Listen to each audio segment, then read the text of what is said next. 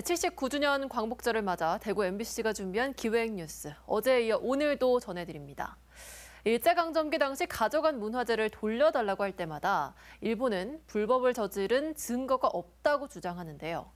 그런데 100년 전 조선총독부 산하 경주박물관장을 지냈던 일본인이 신라 고분을 도굴했고 또 그 유물을 조선총독부 유력 인사에게 줬던 내용의 편지가 최근 공개됐습니다. 김철호 기자가 보도합니다. 영남대학교 정인성 교수는 일제강점기인 1916년에 쓰인 편지 한 통을 공개했습니다.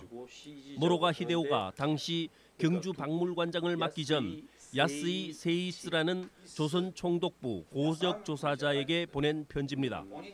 자신이 통일 신라시대 지어진 사천왕사지에서 전상, 즉 노규 신장상을 하나 손에 넣었다는 내용입니다.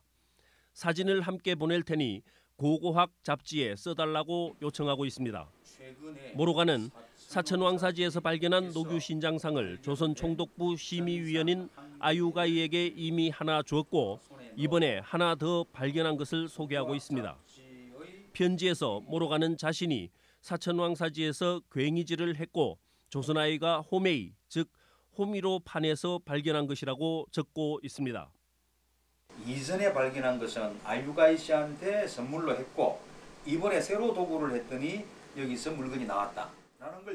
편지에 동봉한 평면도에는 사천왕사지와 사찰에 있던 두 탑이 표시돼 있습니다.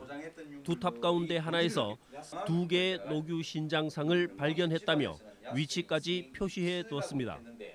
여기서 등장한 노규 신장상은 사천왕사지에 있던 탑의 기단을 장식하고 있던 것으로 최근의 발굴 조사에서도 다시 확인됐습니다. 사천왕사는 신라 문무왕 19년, 즉 679년에 세워진 사찰로 이곳에 신라의 수호신인 노규 신장을 비롯한 각종 유물들은 당시 완숙하고도 섬세한 신라의 예술적 수준을 보여주고 있습니다. 모로가는 이런 도굴한 유물을 조선 총독부의 유력자들에게 선물하면서 자신의 입지를 키우고 넓히는 데 사용한 것으로 보입니다. 본인의 어떤 도굴 행위에 대한 고백, 그리고 자기가 소장하고 있는 불법 유물이지만 이런 것들에 대한 물타기, 면죄부를 이렇게 부여받는 그런 행위라고 할 수 있겠죠. 이게 소위 식민지 학문 권력과 그다음에 지역에 있던 지역 유력 인사들과의 어떤 공생관계의 시작입니다. 금관총, 금영총, 식리총 등 조선의 문화재가 이렇게 도굴되고 일본으로 반출됐는데 이번에 공개된 모로가의 편지는 자신의 도굴과 불법 반출 등을 스스로 인정한 증거가 됩니다.